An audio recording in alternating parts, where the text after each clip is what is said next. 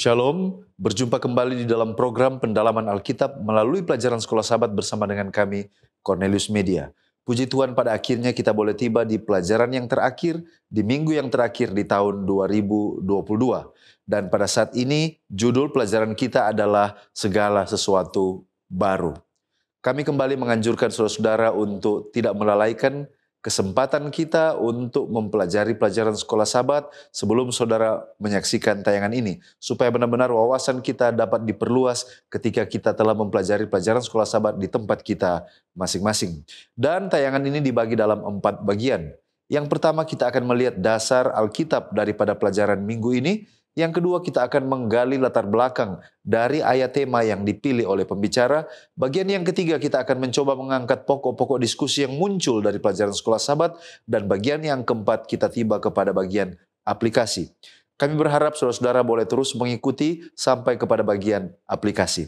Dan saya, Pendeta Edward Taliwongso, seperti biasa ditemani oleh hamba-hamba Tuhan, Pendeta Felix Gosal, dan Pendeta Widodo Purwanto. Kita akan mempelajari firman Tuhan, tetapi sebelumnya mari kita tunduk kepala dan kita berdoa. Bapa Tuhan kami, Allah yang maha baik, terima kasih untuk kasih setia Tuhan, di mana kami boleh mempelajari pelajaran Sekolah Sabat. Kami sudah tiba di pelajaran yang terakhir, di minggu yang terakhir, tahun 2022. Urapan Roh Suci Tuhan sangat kami butuhkan untuk menolong kami memahami firman ini, agar kiranya ini menjadi pengetahuan, tetapi juga boleh menjadi sebuah pengharapan. Di dalam nama Yesus Kristus kami sudah berdoa. Amin. Baik, sebelum kita masuk lebih dalam, kita akan melihat dulu dasar firman Allah dari pelajaran Sekolah Sabat yang ke-14 ini. Penulis pelajaran Sekolah Sabat telah memilih beberapa perikop, seperti 2 Petrus 3 ayat 13, di mana Rasul Petrus mengingatkan para pembaca suratnya bahwa kita sebenarnya sementara menantikan janji Allah, yaitu langit yang baru dan bumi yang baru. Wahyu 21 ayat 3 dan 22, ini berisi tentang penglihatan yang dilihat oleh Rasul Yohanes tentang hadirat Allah di tengah manusia, karena Allah sendiri adalah bait sucinya. Lalu kemudian di 1 Yohanes 3 ayat 2 dan 3, Rasul Yohanes mengingatkan bahwa suatu saat umat akan melihat Tuhan dalam rupa yang sebenarnya. Itu sebabnya harus hidup suci. Lalu kemudian di 1 Petrus 1 ayat 22, orang yang taat kepada kebenaran akan mengamalkan kasih persaudaraan.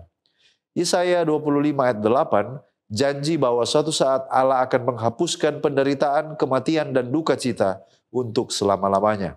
Lalu kemudian Wahyu 22 ayat 3-5, Yohanes menjelaskan hal-hal yang dia lihat ada di sorga, yaitu tahta Allah, tahta anak domba, umat yang menyembah. Juga dia menyampaikan hal-hal yang tidak ada lagi di sana, yaitu laknat, kutuk, dan matahari tidak lagi dibutuhkan di sana. Nah, selanjutnya kita akan melihat judul All Things New atau segala sesuatu baru. Apa yang dimaksud dengan segala sesuatu? Nah, ternyata pembaharuan yang dijanjikan oleh firman Allah bukan hanya sekedar fisik, yaitu langit yang baru atau bumi yang baru atau tubuh manusia yang baru, tetapi juga aspek non-fisik seperti pikiran yang suci, kecenderungan hati yang tidak lagi berbuat dosa, suasana hati yang baru, tidak ada lagi kesedihan atau duka cita, dan sukacita di dalam kerja bukan sebagai beban atau kutuk. Intinya, pembaruan ini bukan sekedar fisik, tetapi kualitas hidup yang baru di dalam kerajaan sorga. Dan mengapa perlu baru? Mengapa perlu baru? Apa yang perlu dibaharui? Lalu bagaimana prosesnya? Nah, kita belajar di dalam Alkitab teristimewa dari kitab Kejadian bahwa karena kutuk dosa di Taman Eden bukan hanya berdampak kepada manusia secara rohani, tetapi juga kepada planet bumi ini. Kalau kita baca di dalam Kejadian 3 ayat 17, di sana dikatakan ketika manusia dikutuk oleh karena telah berbuat dosa, maka terkutuklah tanah karena engkau. Dengan bersusah payah engkau akan mencari rezekimu dari tanah seumur hidupmu. Jadi tanah juga ikut terkutuk, itu sebabnya perlu dibaharui. Pengerusakan manusia akan alam, eksploitasi sumber daya alam secara tidak bertanggung jawab telah banyak mengakibatkan bencana alam yang merugikan manusia. Dan itulah sebabnya bumi ini pun perlu untuk dibaharui. Nah, bagaimana proses pembaharuan itu? Kalau kita baca 2 Petrus 3 ayat 12 dan 13, di sana kita temukan ternyata proses pembaruan itu melibatkan media yaitu api. Pada hari itu langit akan binasa dalam api dan unsur-unsur dunia akan hancur karena nyalanya. Jadi purging proses pembaharuan dan pemurnian itu dilakukan oleh Tuhan dengan menggunakan api.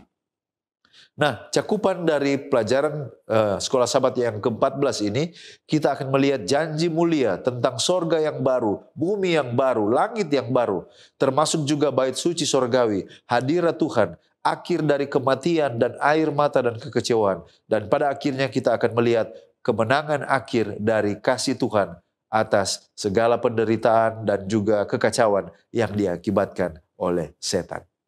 Baik, terima kasih Pendeta. Dan kita tiba pada pengertian ayat inti kita untuk pelajaran pekan ini. Ayat inti kita terambil dari Wahyu pasal 1 ayat 17 sampai 18. Di sana Alkitab mengatakan, ketika aku melihat dia, tersungkurlah aku di depan kakinya, sama seperti orang yang mati. Tetapi ia meletakkan tangan kanannya di atasku lalu berkata, jangan takut, aku adalah yang awal dan yang akhir. Ayat 18, dan yang hidup, aku telah mati namun lihatlah, aku hidup sampai selama-lamanya dan aku memegang segala kunci maut dan kerajaan maut. Sebelum kita akan lebih dalam lagi dalam pelajaran kita pekan ini, mari kita pahami terlebih dahulu apa pengertian dari ayat inti kita. Yang pertama-tama kita akan melihat kondisi. Pada kondisi seperti apa ayat ini ditulis, untuk siapa, dan apa maksud dari penulisan ayat inti kita pada saat ini.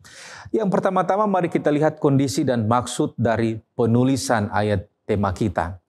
Di dalam Commentary on the Book of Revelation, Ranko Stefanovic mengatakan bahwa Yohanes menulis surat ini manakala dia berada di Pulau Patmos, yaitu perairan selatan Turki modern saat ini. Dan di dalam Alfa Omega jilid 7 halaman 481, di sana Ronobuat mengatakan bahwa Patmos itu adalah suatu pulau yang tandus dan berbatu karang. Dan di sana telah dipilih oleh pemerintah Roma sebagai tempat pembuangan para penjahat-penjahat. Ranko menambahkan bahwa tempat ini digunakan kerajaan Romawi sebagai tempat hukuman bagi para pemberontakan atau pembangkang politik. Nah, surat ini ditulis pada zaman kekuasaan Romawi yang pada saat itu sementara menganiaya orang Kristen. Oleh karena itu, surat ini ditulis dengan maksud untuk memberikan pengharapan, memberikan kekuatan bagi orang-orang Kristen yang saat itu sementara hidup dalam ketakutan dan tertindas dalam mempersiapkan kehidupan mereka untuk krisis yang akan datang. Kemudian untuk siapa surat ini dituliskan? Di dalam Wahyu pasal 2 dan pasal 3 di sana dengan jelas mengatakan bahwa surat ini dikirimkan kepada 7 jemaat yang ada di Asia Kecil. Namun ada makna pekabaran yang diaplikasikan dalam surat ini kepada 3 tingkatan. Tingkatan yang pertama yaitu penerapan historis, artinya adalah penerapan historis ini adalah pekabaran dalam kitab Wahyu ini pada awalnya dikirimkan kepada 7 jemaat di kota-kota makmur yang ada di Asia. Secara historis ini ditujukan kepada ke-7 jemaat ini. Tetapi yang kedua adalah penerapan nubuatan, di mana itu berarti bahwa pekabaran yang ada di dalam buku ini bersifat nubuatan dan itu merujuk kepada kondisi rohani umat Tuhan dalam 7 periode yaitu dimulai dari abad pertama hingga akhir zaman. Dan tingkatan yang ketiga adalah penerapan universal, berarti bahwa surat ini dikirimkan pada saat Yohanes mengirimkan surat ini. surat ini dikirimkan bersama-sama. Jadi tidak dikirimkan satu persatu tetapi dikirimkan secara bersama-sama, dibacakan dahulu di jemaat yang pertama dan kemudian dikirimkan sampai ke 7 jemaat dapat membacakan. Artinya adalah bahwa surat ini adalah kondisi umat Tuhan secara universal. Oleh karena itu, keadaan rohani 7 jemaat adalah juga keadaan rohani umat Tuhan dari zaman ke zaman. Nah, di dalam ayat inti kita melihat kata dia. Nah, siapa yang digambarkan dengan dia? Ayat inti kita mengatakan ketika aku melihat dia. Siapa yang Yohanes sementara lihat? Nah, sosok yang dilihat Yohanes ini memiliki 7 karakteristik. Di mana karakteristik ini selalu muncul dan sering menggambarkan Tuhan di dalam perjanjian lama. Nah, salah satu gambaran yang dilihat Yohanes dalam ayat inti kita di sana mengatakan Son of Man. Di dalam ayat yang sebelumnya, ayat 13, di sana dikatakan Son of Man atau anak manusia. Nah, apa yang dimaksudkan dengan anak manusia? Anak manusia ini sebenarnya adalah gelar yang diberikan oleh Yesus kepada dirinya sendiri. Di mana gelar ini menunjukkan kemanusiaan Yesus yang pada saat itu adalah 100% Allah, tetapi juga adalah 100% manusia. Apa artinya ini? Artinya adalah pada saat inkarnasi Yesus, ketika dia menjadi Son of Man, menjadi anak manusia, dia menjadi manusia seolah-olah bukan Allah.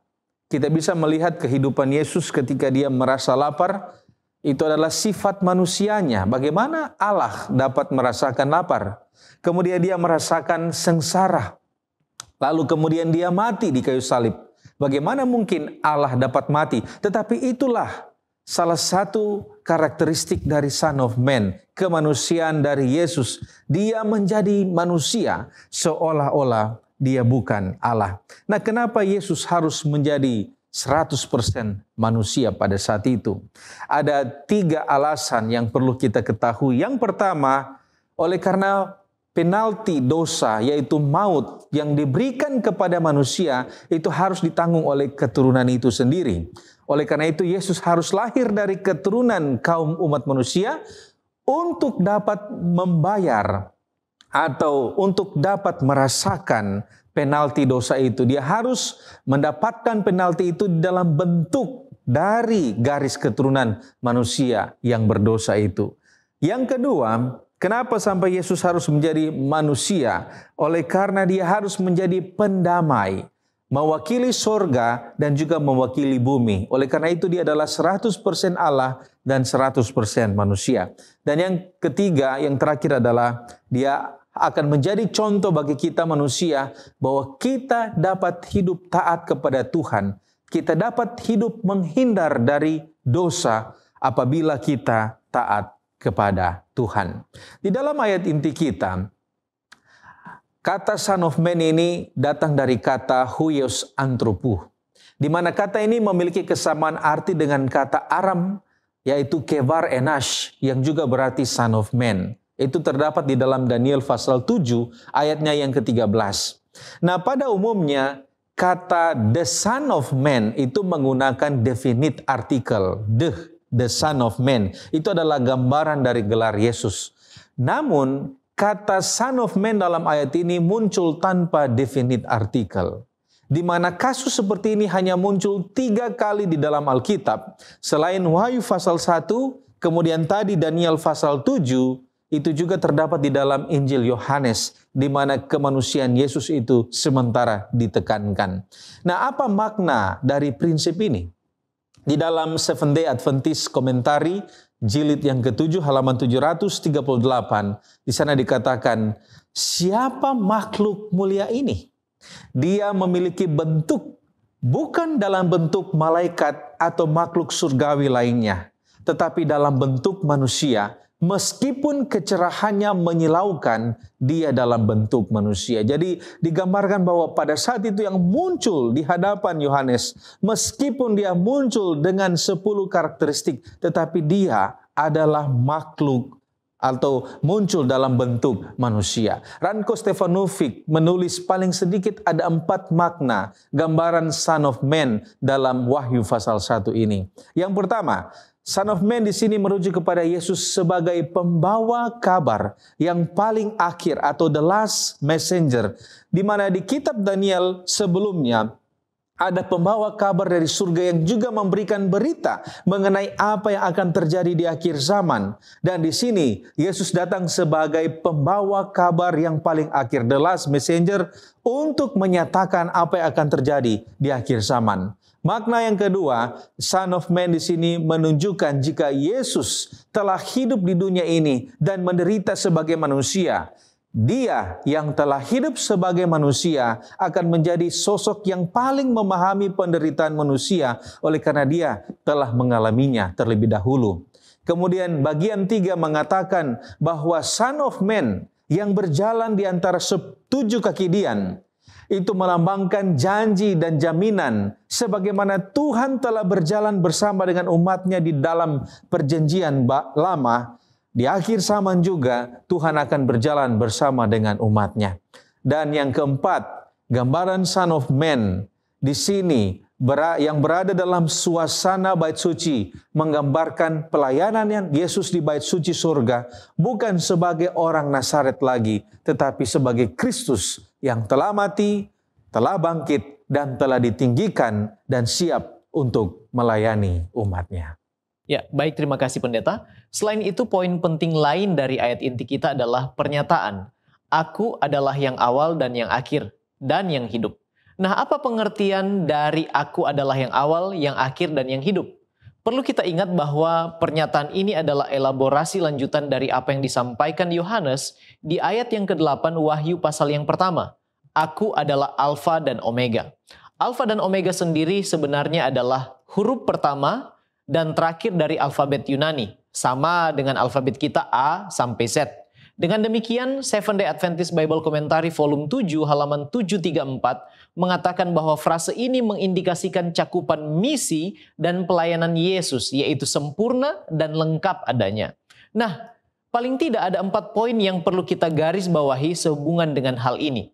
Yang pertama, frase aku adalah atau I am dikenal betul penggunaannya oleh Yohanes. Frase Yunaninya adalah ego eimi yang merujuk kepada Yesus dan eksistensinya yang sama penggunaannya dengan Keluaran 3 ayat yang ke-14 ketika Allah memperkenalkan dirinya kepada Musa, Aku adalah aku, I am who I am. Yohanes 8 ayat 58 Yesus katakan, Aku berkata kepadamu sesungguhnya sebelum Abraham jadi, aku telah ada. Dan ini menyatakan betul keilahian dari Yesus. Poin yang kedua, Ia adalah yang awal. Ini memiliki pengertian bahwa Dia adalah pencipta. Yohanes pasal 1 ayat 1 sampai 3, kemudian Kolose pasal 1 ayat 16 menyatakan hal tersebut. The author of life, the author of salvation. Ibrani pasal yang kedua ayat yang ke-10. Dan Dia adalah buah sulung yang pertama bangkit dari antara orang mati. Kolose 1 ayat yang ke-18. Kemudian Wahyu 1 ayat 8 mengatakan yang ada dan yang sudah ada. Jadi itu poin yang kedua. Yang ketiga, Ia adalah yang akhir.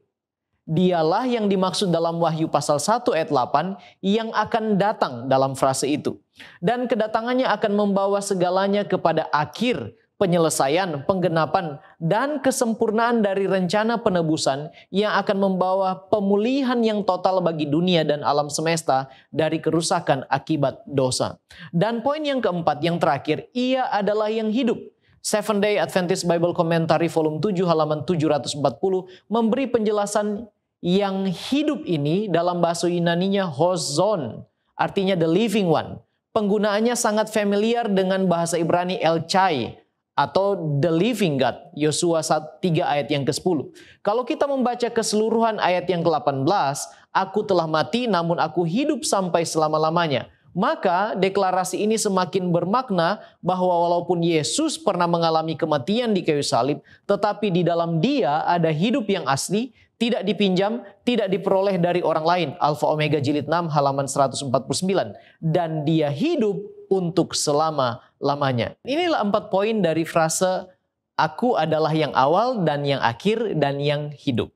Lantas apa yang dimaksud dengan aku memegang kunci maut dan kerajaan maut? Apa dan di mana kerajaannya dan apa artinya?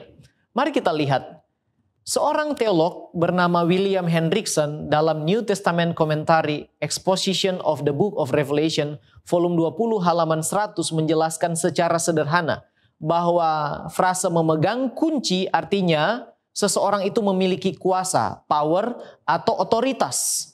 Artinya Yesuslah satu-satunya yang memegang kuasa dan otoritas di bumi maupun di surga. Dan melalui kematiannya di salib dan kebangkitannya, hanya dialah yang layak. Dan itu dielaborasi dalam Wahyu pasal yang kelima. Hanya anak domba Allah lah yang layak.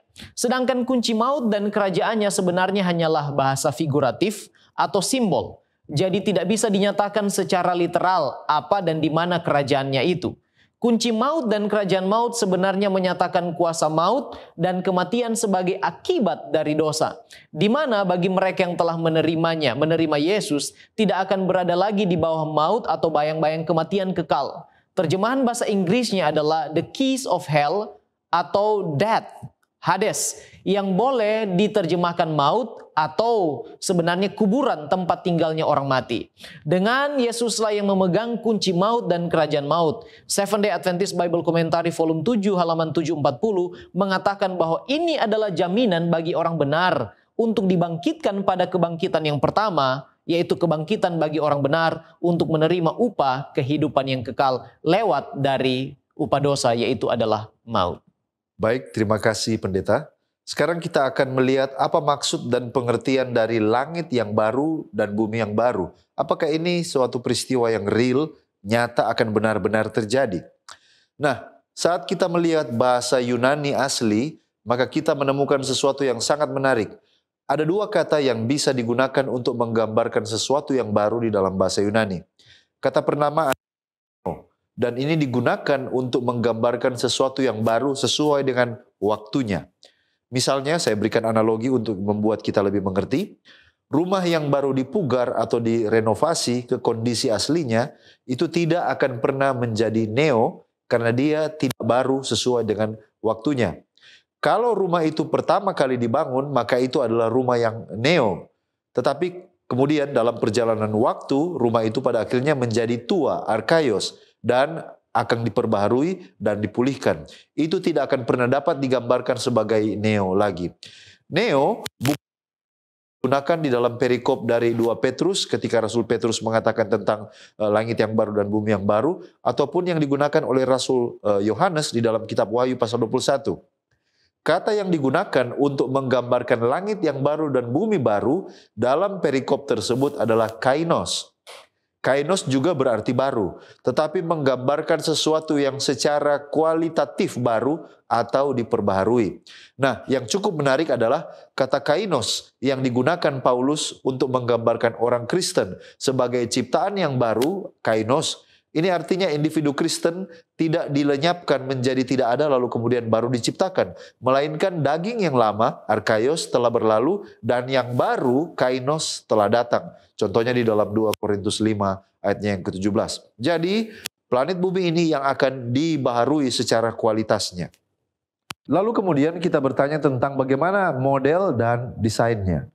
Informasi dari kitab suci menyatakan bahwa Yohanes melihat Yerusalem baru dikelilingi oleh tembok yang tinggi dan ada 12 pintu gerbang di 3 di setiap 4 sisi dikawal oleh malaikat. Wahyu 21 ayat 13-14.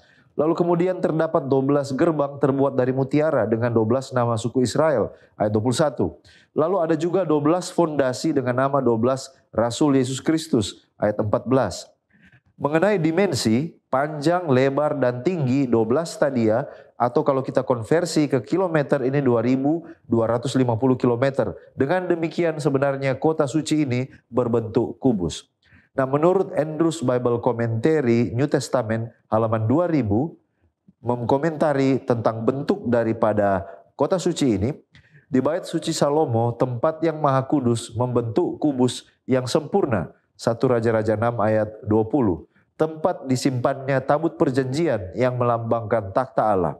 Sehingga kota ini tidak hanya berfungsi sebagai bait suci, tetapi juga sebagai tempat maha kudus. Memiliki takhta Allah dan anak domba di dalamnya. Wahyu 22 ayatnya yang ketiga. Lalu kita bertanya, mungkin kenapa namanya Yerusalem baru? Mengapa Yerusalem? Oleh karena Yerusalem sendiri adalah simbol yang kuat bagi Yohanes. Itu adalah kota pertama dan satu-satunya di mana Tuhan tinggal di rumah suci yang permanen. Ini adalah kota pertama tempat raja-raja menyembah pencipta alam semesta. Dan ini terdapat di jantung tanah perjanjian Israel. Yerusalem ini mewakili tanah perjanjian yang terakhir. Semua ciptaan yang dipulihkan. Yohanes menggambarkan penyatuan kembali langit dan bumi sebagai turunnya Yerusalem baru. Dan tidak seperti Yerusalem lama yang dirusak dan telah dicemarkan oleh sebagian besar raja Israel, Yerusalem baru akan diperintah oleh seorang raja ilahi. Berdasarkan simbol dan juga latar belakang ini, mengapa nama Yerusalem tetap dipertahankan. Kota baru ini akan dibangun oleh Tuhan dan bukan oleh tangan manusia. Di mana letaknya? Kalau kita lihat di dalam buku Andrews Bible Commentary, New Testament halaman 1998, dikatakan di sana dibersihkan dari semua jejak dosa, bumi ini dengan ibu kotanya Yerusalem baru akan menjadi rumah abadi bagi orang yang ditebus. Jadi bumi ini akan menjadi tempat di mana Yerusalem baru itu akan didirikan. Nah, kapan terjadinya langit yang baru dan bumi yang baru ini? Langit yang baru dan bumi yang baru harus terjadi sesudah masa 1000 tahun dan akan berjalan beriringan dengan peristiwa lain, yaitu pemusnahan dosa. Hal ini sesuai dengan keterangan di dalam 2 Petrus 3 ayat 12-13. Setelah bicara tentang pemusnahan bumi yang lama, maka selanjutnya Rasul Petrus menyinggung tentang bumi yang baru. Nah, kita mungkin bertanya, mengapa harus menunggu sampai proses itu? Kenapa tidak bisa cepat? Apa alasannya? Nah, hal ini sebenarnya berhubungan dengan 3 tahap penghakiman yang sudah kita pelajari pada minggu yang lalu. Proses penghakiman ini bertujuan untuk ada 3 hal. Yang pertama, membersihkan nama Allah dari tuduhan setan. Yang kedua, untuk membela umat-umat tebusan. Dan yang ketiga, untuk memberikan bukti yang kuat dan memuaskan mengapa setan dan malaikatnya dan pengikutnya layak untuk dihukum oleh karena pilihan yang mereka buat. Proses ini harus diselesaikan, baru kemudian dosa dieradikasi, dimusnahkan, dan pada saat yang sama juga Yerusalem baru itu turun dan ada di atas bumi ini. Untuk siapa dan siapa yang nanti akan tinggal di sana? Kalau kita baca dalam 2 Petrus 3 ayat 13, Rasul Petrus mengatakan, tetapi sesuai dengan janjinya, kita menantikan langit yang baru dan bumi yang baru. Kita di sini artinya adalah umat Allah, umat tebusan, mereka yang percaya kepada janji Yesus Kristus. Jadi kota suci Yerusalem baru disiapkan untuk umat yang sudah ditebus, mereka yang percaya dengan sungguh-sungguh kepada janji pengharapan tentang dunia baru yang disiapkan dan dijanjikan di dalam firman Allah. Baik, terima kasih Pendeta. Dan saat ini kita akan melihat pokok pembahasan mengenai bait suci surga. Nah, bagaimana bentuk dari bait suci ini? Bagaimana modelnya? Dan ada di mana posisi dari bait suci ini? Nah, pertanyaan ini sebenarnya sama dengan pertanyaan yang sering ditanyakan. Apakah di surga ada ruang pengadilan di mana itu terdapat dan apakah bilik yang maha kudus atau tempat Imam Kristus yang saat ini bertugas itu adalah tempat yang sama di mana pengadilan pra-advent sementara berlangsung. Nah, saudara-saudara, pertama-tama mari kita lihat bagaimana bentuk dari kemah suci atau bait suci yang ada di surga. Kita akan melihat di sini ada 5 poin penting yang berkaitan dengan bentuk dari kemah suci itu. Yang pertama di dalam Ibrani pasal 8 ayat 1-2, di sana disebutkan bahwa kemah sejati yang didirikan Tuhan bukan manusia. Kita dapat melihat ekspresi kemah sejati. Kemudian hal ini juga didukung di dalam Mazmur pasal 10, Mazmur pasal 102 dan Mika pasal 1. Kemudian kita juga bisa lihat di dalam Wahyu pasal 11, di sana mengatakan adanya bait suci atau kemah surgawi. Kemudian dalam bagian yang kedua di dalam Keluaran pasal 25 ayat 9 dan 40, di sana kita dapat melihat Musa diberikan contoh miniatur atau model salinan bait suci yang ada di surga. Kemudian yang ketiga, di dalam Wahyu 1 dikatakan bahwa Yohanes melihat ada 7 kekinian. Lalu bagian yang keempat, Wahyu pasal 8, di sana juga Yohanes melihat ada mezbah pedupaan. Dan Wahyu pasal 11, di sana ada tabut perjanjian. Nah, kesimpulan yang kita bisa ambil dari informasi ini bahwa entah bentuknya seperti kemah ataupun sama seperti yang ada di dunia, informasi yang paling penting untuk kita pahami adalah bait suci surga itu adalah tempat yang nyata dan itu bukan sebuah metafora. Jadi di surga ada bait suci. Tetapi pertanyaan selanjutnya adalah, lalu apakah dengan adanya bait suci ini Allah akan terbatasi atau Allah akan lebih banyak diam di sana daripada di tempat lain? Nah, saudara-saudara, di dalam 28 doktrin halaman 354, di sana dikatakan bait suci surga adalah tempat utama Allah kita.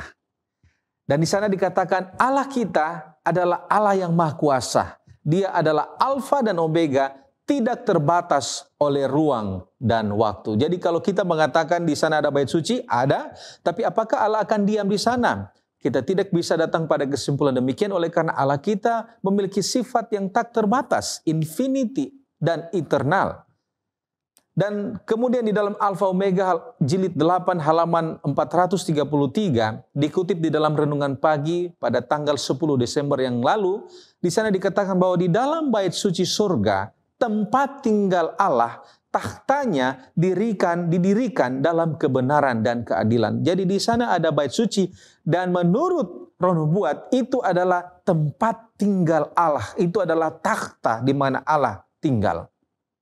Martin Probistel yang menuliskan Sekolah Sabat Tribulan 4 2013 menulis tentang bait suci, dia mengatakan bahwa bait suci surgawi adalah tempat tinggal Allah sendiri. Itulah takhta Allah. Dan oleh karena itu dia mengatakan, mengemukakan ada 5 fungsi utama dari bait suci surgawi. Yang pertama, itu adalah tempat kediaman Allah. Yang kedua, itu adalah pusat komando alam semesta. Yang ketiga, itu adalah tempat ibadah.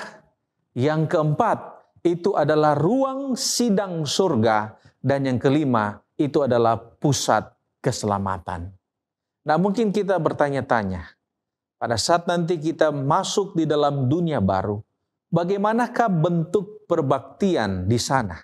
Siapa yang akan memimpin? Apakah ada para pembantu di dalam peribadatan di dalam bumi yang baru nanti? Nah, saudara-saudara, di dalam Alfa Omega jilid 1 halaman 22, di sana dikatakan bahwa malaikat-malaikat adalah pelayan Allah.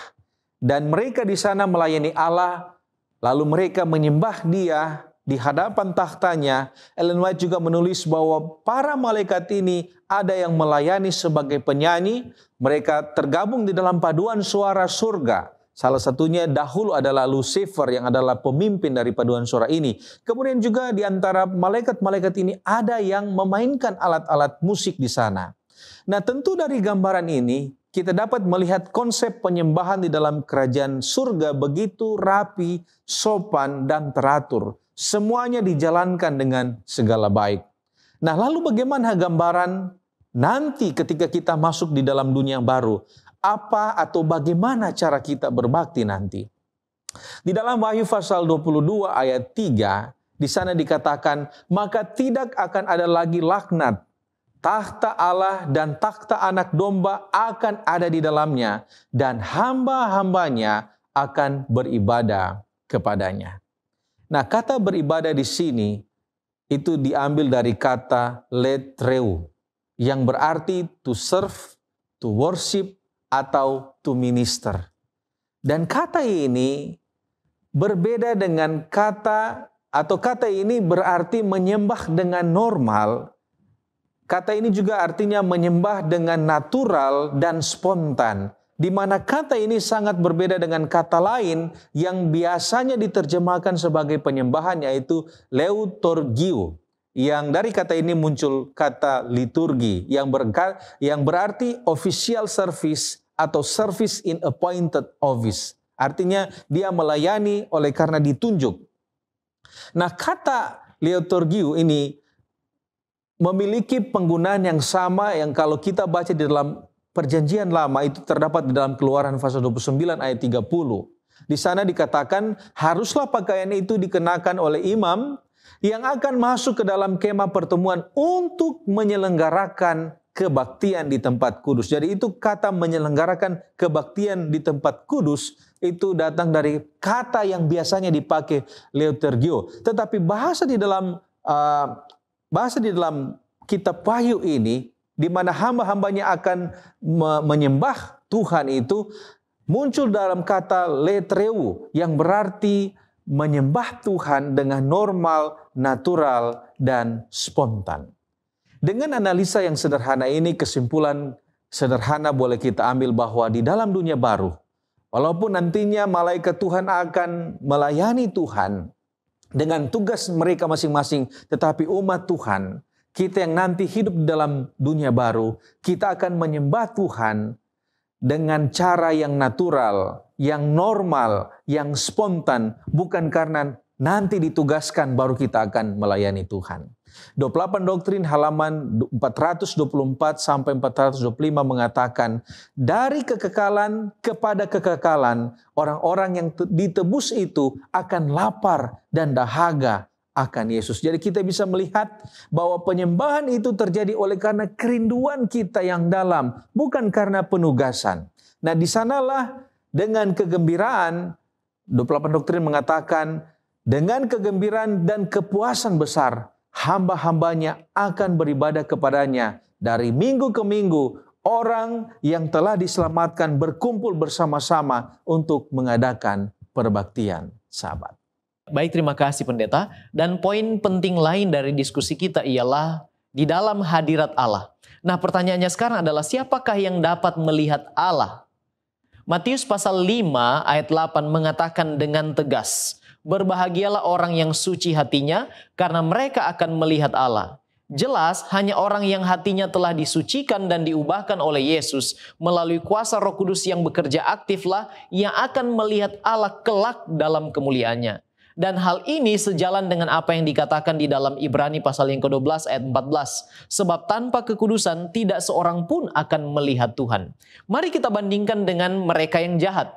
Mereka itu tidak sanggup melihat kemuliaan Allah. Wahyu pasal yang ke-6 ayat 16 mengatakan, mereka berkata kepada gunung-gunung dan kepada batu-batu karang itu, runtuhlah menimpa kami dan sembunyikanlah kami terhadap Dia yang duduk di atas tahta dan terhadap murka anak domba itu. Kemudian Alfa Omega jilid 8 halaman 677 mengatakan orang-orang fasik berdoa berseru supaya terkubur di bawah batu-batu gunung daripada memandang muka Dia yang telah mereka tolak dan mereka benci. Jadi bila kita memiliki pengharapan untuk bertemu muka dengan muka, memandang kemuliaannya, kemuliaan Tuhan. 1 Yohanes 3 ayat 3 katakan, setiap orang yang menaruh pengharapan kepadanya, menyucikan diri sama seperti Dia yang adalah suci. Nah, sekarang di hadirat Tuhan, bagaimana cara berkomunikasi dengan Allah? Apakah kita masih perlu doa lagi seperti yang kita lakukan di dunia ini? Alkitab jelas menyatakan bahwa pada akhirnya segala sesuatu dijadikan baru oleh Tuhan.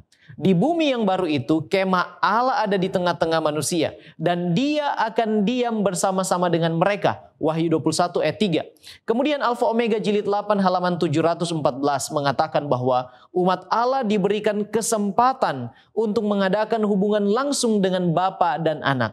Jadi, cara komunikasi dengan Allah di dunia baru adalah komunikasi secara langsung, face to face, muka dengan muka. Apakah dalam kondisi seperti ini masih diperlukan lagi dosa dalam konteks seperti yang kita lakukan sekarang? Tentu tidak perlu lagi. Karena kita bisa langsung bercakap-cakap dengan Allah face to face. Nah, sekarang apakah masih perlu peran Roh Suci, Roh Penolong di dalam hati manusia atau di dalam hati kita di bumi yang baru? Kalau kita melihat tugas utama dari Roh Kudus sebagai penolong, penghibur, penuntun kepada kebenaran, dan Ia menginsyafkan dunia dari dosa dan menyatakan siapa Yesus itu kepada dunia, maka di dunia baru Roh Kudus tidak lagi menjalankan tugasnya sebagai penolong atau roh penghibur. Walaupun Roh Kudus tetap eksis di sana, namun tidak lagi menjalankan tugas seperti pada waktu kita masih berada di dunia ini. Ingat, pada waktu masa kesukaran besar, pada waktu Yesus telah menyelesaikan tugas atau misi keimamatannya dan pengantaraannya di bait suci surgawi, Nyonya White mengatakan, pada masa yang mengerikan inilah orang-orang benar harus hidup di pemandangan Allah tanpa pengantara. Alfa Omega jilid 8 halaman 647. Mereka yang jahat, kata Alkitab, akan bertambah jahat, dan mereka yang benar akan bertambah benar. Wahyu 22 ayat yang ke-11. Artinya apa?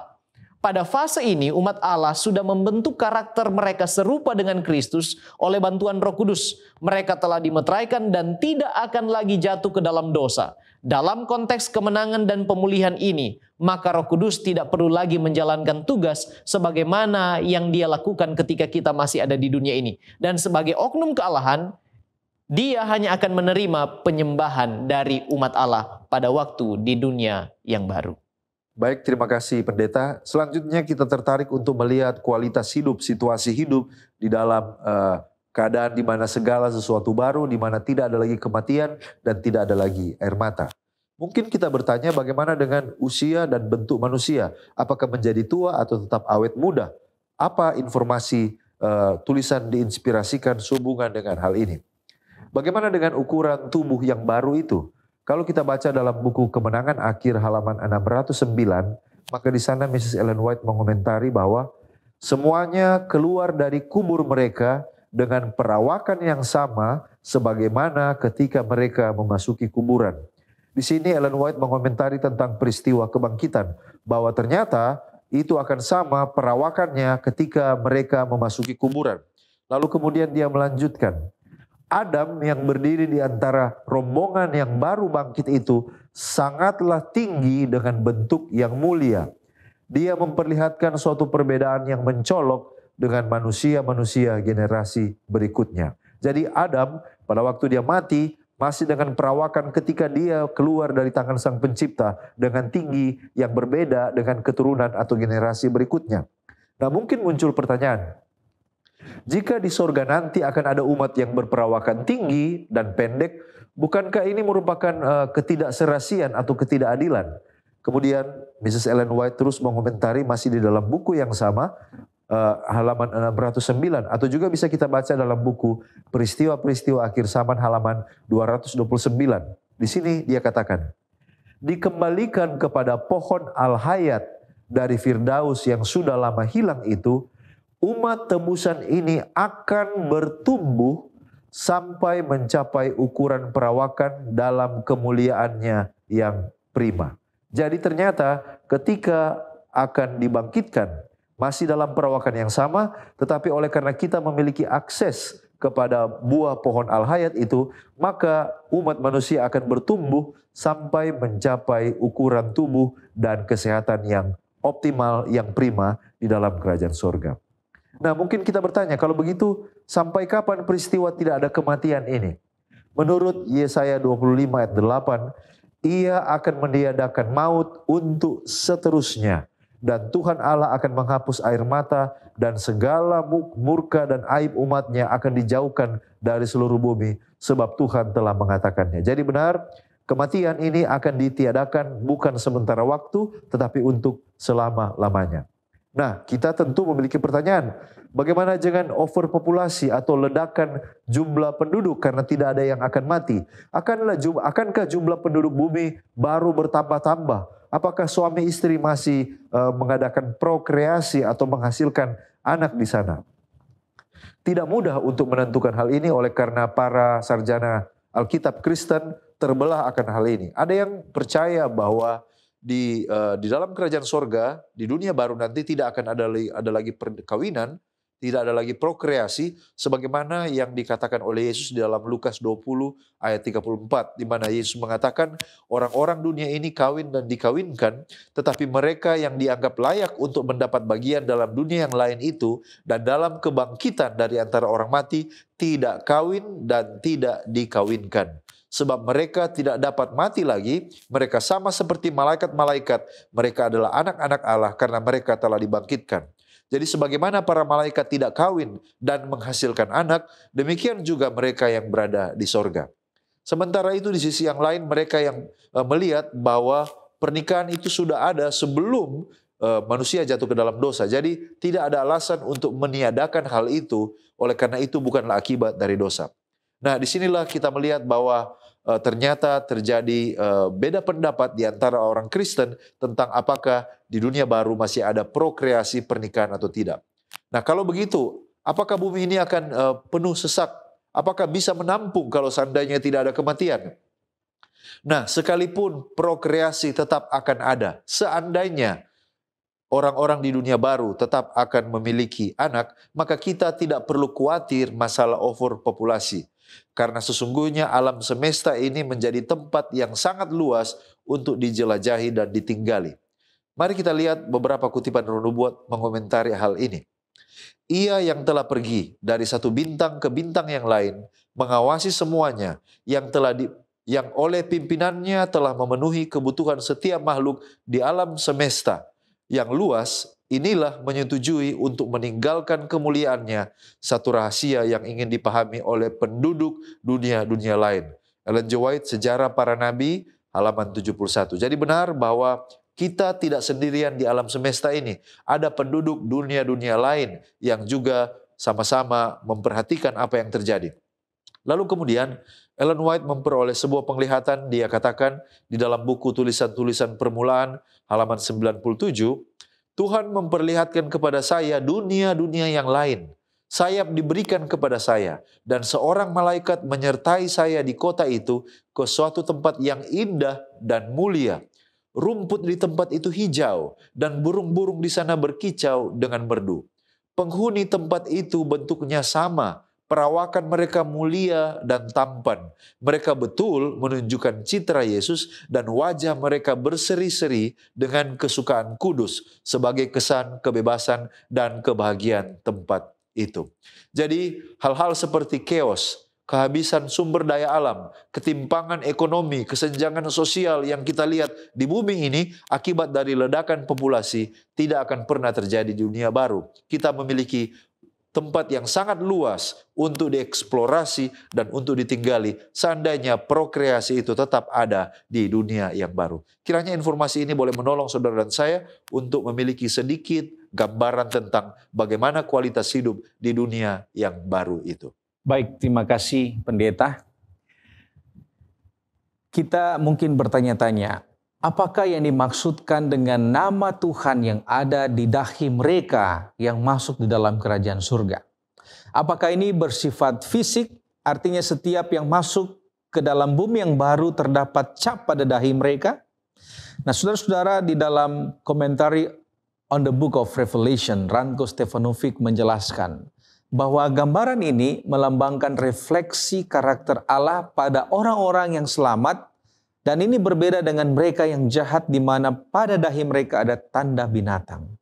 Kemudian di dalam Seventh-day Adventist Bible Commentary volume 7 halaman 895, di sana dikatakan bahwa nama Tuhan yang ada pada dahi umat-umat Tuhan itu adalah simbol dari kepemilikan dan keaslian.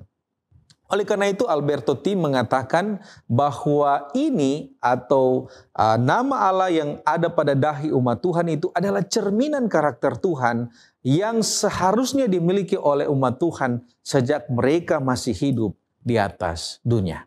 Nah, apakah rencana keselamatan itu kenapa sampai tidak direalisasikan secepatnya?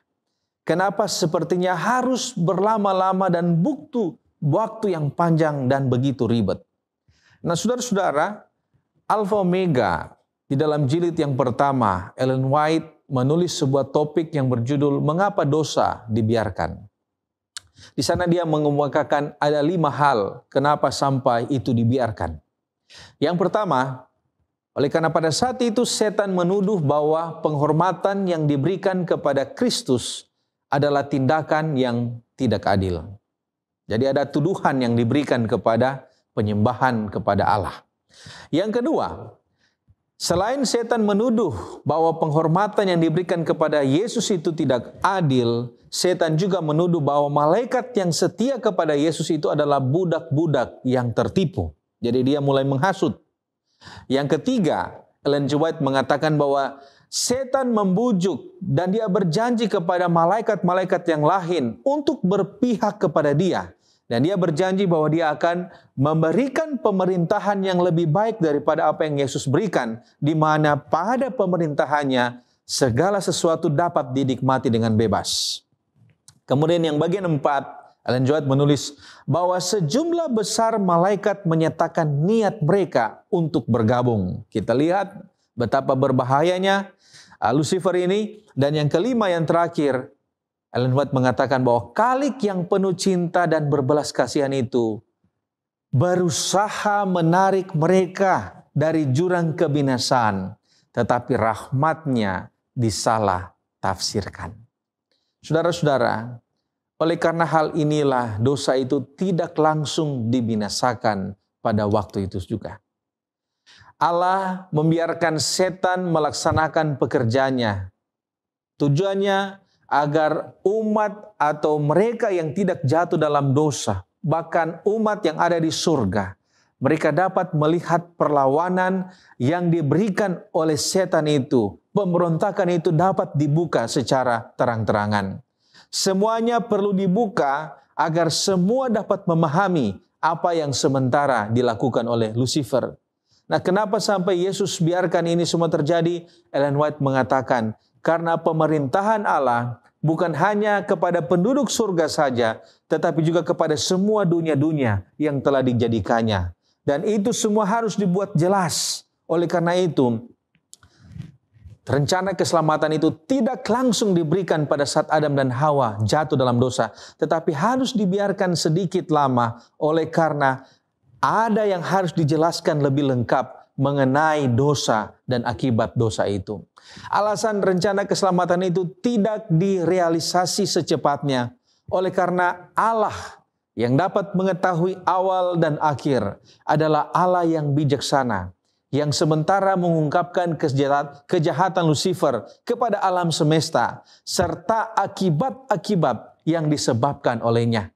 Sehingga pada saat dan waktu yang tepat, manakala keselamatan itu diberikan kepada umat yang percaya, maka alam semesta akan mengakui keadilan dan kasih karunia Tuhan yang pernah disalah tafsirkan oleh Lucifer dan pengikutnya. Terima kasih Pendeta. Dan sebagai penutup dari diskusi kita, pembelajaran Alkitab kita melalui Sekolah Sabat, bagaimana kemudian kita bisa menjadi warga bumi yang baru? Apa yang harus kita lakukan? Satu-satunya jalan untuk boleh berada di bumi yang baru adalah berusaha menyucikan diri, sebab tidak akan ada dosa atau kenajisan yang boleh mengambil bagian di dalam bumi yang baru itu. Wahyu 21 ayat 8 dan 22 ayat 15. Kemudian Wahyu pasal 21 ayat 27 katakan, tetapi tidak akan masuk ke dalamnya sesuatu yang najis, atau orang yang telah melakukan kekejian atau dusta, tetapi hanya mereka yang namanya tertulis di dalam kitab kehidupan anak domba itu. Lantas bagaimana caranya supaya kita boleh menyucikan diri? Apa yang harus kita lakukan? Ada 3 yang saya mau bagikan di sini. Yang pertama, terima Yesus dan jasa pengorbanannya. Sebab Yohanes pasal 14 ayat 6 katakan, akulah jalan dan kebenaran dan hidup. Tidak ada yang datang kepada Bapa kalau tidak melalui aku. Satu-satunya akses kepada Bapa hanyalah melalui Yesus. Yang kedua, harus ada pembaruan hidup yang berlangsung terus-menerus selama kita hidup di dunia ini. Wahyu 22 ayat 14, berbahagialah mereka yang telah membasuh jubahnya. Mereka akan memperoleh hak atas pohon-pohon kehidupan dan masuk melalui pintu-pintu gerbang ke dalam kota itu. Membasuh jubah kita. Artinya kita diperbaharui hari lepas hari. Yang ketiga, pisahkanlah diri dari dosa. Wahyu 18 ayat 4, pergilah kamu hai umatku, pergilah daripadanya supaya kamu jangan mengambil bagian dalam dosa-dosanya, dan supaya kamu jangan turut ditimpa malapetaka-malapetakanya. Inilah 3 yang saya mau kemukakan agar kita boleh menyucikan diri dan boleh berada di bumi, yaitu terima Yesus, jasa pengorbanannya, perbarui hidup secara terus-menerus hari lepas hari, dan pisahkan diri dari dosa. Nah sekarang bagaimana kalau kita sudah mati namun ternyata belum siap? Apakah ada yang masih bisa dilakukan oleh keluarga atau pihak lain? adalah panggilan bagi setiap umat Allah untuk mengadakan persiapan diri sekarang ini, selama hidup di dunia ini. Sebab bila kita mati dalam keadaan yang belum siap atau menolak Yesus dan pekerjaan pembaharuannya, maka tidak akan ada lagi kesempatan bagi kita. Tidak ada lagi yang mampu menolong kita. Tidak ada lagi yang dapat dilakukan oleh keluarga kita. Sebab kalau kita baca Yehezkiel pasal yang ke-14 ayat 12 sampai 23, perikop itu menyatakan, kita akan dapati di sana anak tidak dapat menyelamatkan bapa dan bapa tidak dapat menyelamatkan anak. Artinya masing-masing harus bertanggung jawab atas keselamatannya. Adalah kehendak bebas kita untuk memilih. Namun kita perlu ingat, kita akan mempertanggungjawabkan pilihan kita pada penghakiman Allah. Kemudian Alfa Omega jilid 8 halaman 657. Dalam kehidupan inilah kita harus memisahkan dosa dari kita. Melalui apa? Melalui iman kepada darah pendamaian Kristus, juru selamat kita yang mulia mengundang kita untuk menghubungkan diri kita kepadanya, menyatukan kelemahan-kelemahan kita dengan kekuatannya, kebodohan kita dengan hikmatnya, dan ketidaklayakan kita kepada jasa-jasanya. Hanya inilah jalan agar kita boleh didapati sudah bersiap sedia dan setia sampai akhir. Pada akhirnya saya ingin membacakan satu ayat di dalam 1 Petrus pasal 4 ayat yang kedua. Supaya waktu yang sisa jangan kamu pergunakan menurut keinginan manusia, tetapi menurut kehendak Allah. Bersiap sedialah selama masih diberi kesempatan, maka kita akan didapati setia pada hari Maranatha dan siap mewarisi hidup yang kekal. Mari kita tunduk kepala dan kita satu di dalam doa.